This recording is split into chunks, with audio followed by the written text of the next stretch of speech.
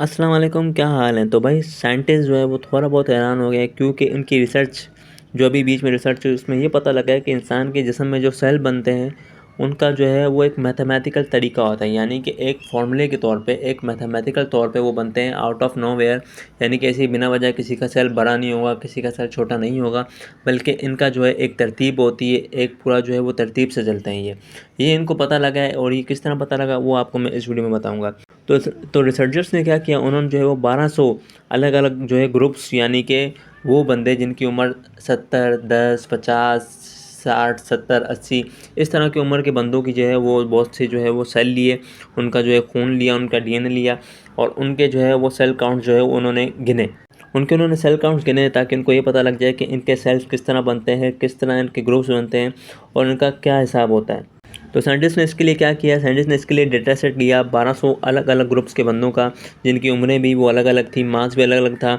और जिनके अंदर सेल काउंट भी अलग था। टोटल जो है उन्होंने 60 टिश्यू सिस्टम लिए, जिसमें जो है अडल्ट बंदा यानी कि एक जवान मर्द, एक आम बंदा और एक बच्चा जो है, इन तीनों के ग्रुप के जो है उन्होंने डीएनए लिए, सैंपल लिए, ग्रुप्स लिए, ताकि वो इसके ऊपर अपनी रिसर्च कर पाएँ। तो साइंटिस्ट की टीम ने जब ये सब रिसर्च अपनी की और उन्होंने एक जो है वो इंडेक्स बनाया, और इंडेक्स बनाने के बाद उनको ये पता लगा कि भाई ये सारा जो है वो मैथमेटिकल पैटर्न है, एक मैथमेटिकल तरीका है, जिसकी वजह से ये लाइन बन रही है, ये टिश्यू बन रहे हैं, और जो सेल बन रहे हैं वो एक मैथमेटिकल तरीके में बन रहे हैं।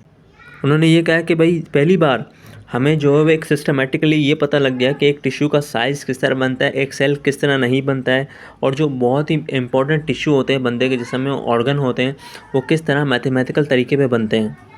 उनको अपनी रिसर्च में ये पता लग गया कि 7 स्टेप्स पे जो है वो ये सब बनता है, जहाँ पर जो है वो छोटे रेड ब्लड सेल से लेके बड़े बड़े टिश्यू, बड़े बड़े मसल जो है वो इसी तरह मैथमेटिकल तरीके पे बनते हैं।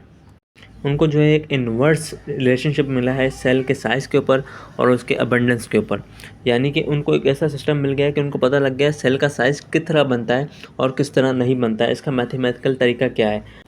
साइंटिस्ट को ये पता लगा कि जैसे ही इंसान के जिस्म में एक सेल बढ़ता जाता है तो जो नंबर ऑफ़ सेल उनके अंदर बन रहे होते हैं वो कम हो जाते हैं। यानी कि अगर आपका सेल एक बड़ा होता जा रहा है तो बाकी जो आपके सेल जितने ज़्यादा बन रहे होते हैं वो कम हो जाते हैं, ताकि जो वो इक्वली हर चीज़ का गुण जो है वो उस सेल को इक्वली पहुंच पाए, और न्यू जो सेल होते हैं वो बनना रुक जाते हैं, और जो सेल ऑलरेडी बड़े हो रहे होते हैं उनके ऊपर जो है इक्वल न्यूट्रिशन मिल पाए, इक्वल जो है वो सारे बॉडी का मास मिल पाए। इससे ये साबित होता है या ये पता लगता है कि भाई ऑप्टिमल सेल साइज़ कुछ नहीं होता, बल्कि हर जिस्म का सेल जो है वो स्प्रेड हुआ है इक्वली।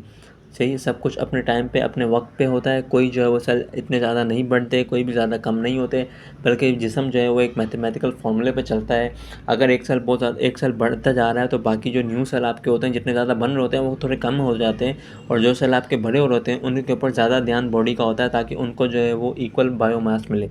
और ये बॉडी का जो तरीका इनको पता लगा है, उनको ये भी पता लगा है कि भाई ये जो है वो नेचुरल लॉ के साथ मिलता है। यानी कि भाई ओशंस भी इसी तरह काम करते हैं, आपका जो है वो स्पेस भी इसी तरह काम करता है, और इंसान का जिस्म भी इसी तरह काम कर रहा है। ये एक बिल्कुल न्यू ही रिसर्च इनके सामने आई है।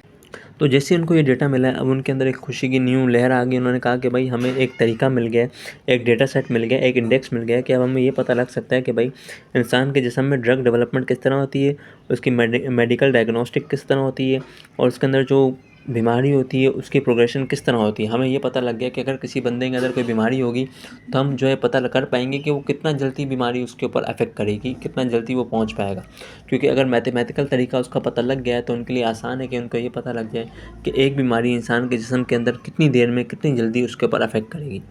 ये एक बहुत ही बड़ी खोज थी और वो लोग बहुत खुश थे। उन्होंने कहा इससे हमें बहुत कुछ मिल सकता है।